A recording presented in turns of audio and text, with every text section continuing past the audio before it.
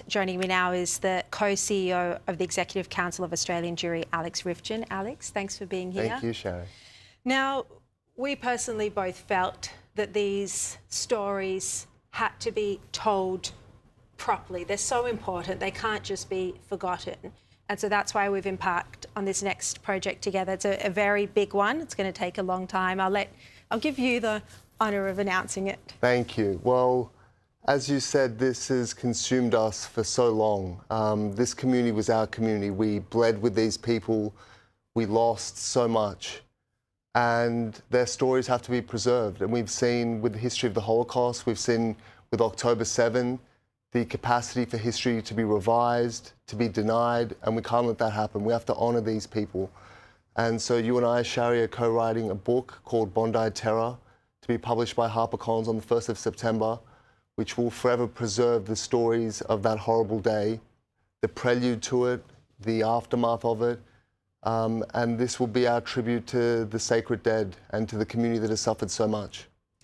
And already working on this documentary and hearing all of the stories, I mean, there are so many inspiring, courageous stories, and so many of even the people who were killed were gunned down as they were trying to protect the community, as they were trying to stop the shooter. I mean, Ryvchin Morrison comes to mind, but there are so many other stories that just haven't been told yet.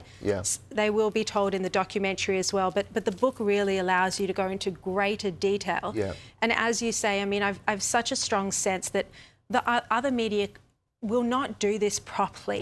You know, just like after the Holocaust, as you say, all of those stories need to be recorded, and we have to do that now. It is incredibly important. Absolutely, and you know, memories fade and memories falter. And I think it's critical that we undertake this work now, to record this while it's fresh, and to have this as a part of Australian history. It's now part of the Australian story, for better or for worse, and it needs to educate future generations about where government policy, inaction, policing can lead, the road to terror, what it does to communities, what it does to society, and how it has changed this country forever. So that's an important part. So the book is called Bondi Terror, and of course it will tell the story of the massacre, but also it's going to be the 2 years of anti-Semitism crisis that led up to this, that culminated in the massacre, and then what happened in the immediate aftermath, the fight for the Royal Commission, and then the path forward. Yeah, I mean, the story really begins with October 7 and the explosion of hatred that we saw at that time, the public demonstrations, the pledges to harm the Jewish community, which went unheeded. We saw the fire bombings, the interference of foreign governments on domestic soil here, where terrorism became a fact of life. And at that point, people like you and me were warning that death was inevitable. I stood outside my former home after it was firebombed and said, someone's going to end up dead. We're going to wake up to this. And that's what happened. So that has to be told, that story. And also the extraordinary aftermath of it, the coming together of community and of country, the government's decision to deny Royal Commission and then flip under pressure to announce that that will transpire. This is an incredible story. And as you said, the stories of the heroes, some of them are well known already, but so many aren't. You know, people like Label Lazarov, and I was by his bedside numerous times. I know you interviewed him for the documentary. This is an inspiring human being, and stories like that need to be preserved. And also, we want people to understand who this community was, predominantly made up of migrants from the Soviet Union who came here penniless, who loved this country, were wholly devoted to it, who thought they'd found their utopia and found slaughter.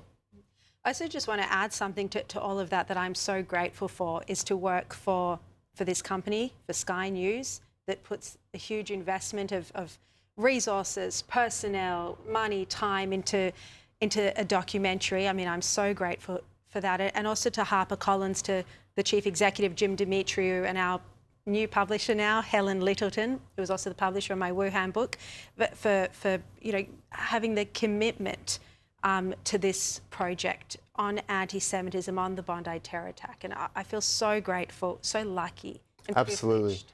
And we've seen so many wonderful people, and obviously this is not our first collaboration. Sky News supported us in the Anti-Semitism Summit, which brought a lot of these issues to the surface, and HarperCollins have been really significant in backing us in this venture as well. Yeah. So if you're watching this and you want to support our mission, which I'm sure you do, you can even pre-order the book now. If you head to booktopia.com.au, booktopia.com.au, and then just search Bondi Terror. It'll come up. The cover is still to come. I actually probably will show you the cover on Monday night's show, hopefully, the cover of the book. But for now, go to booktopia.com.au and search Bondi Terror. Thank you so much. All right. Thank you, Ali. Thank you, Sharri. Thank you.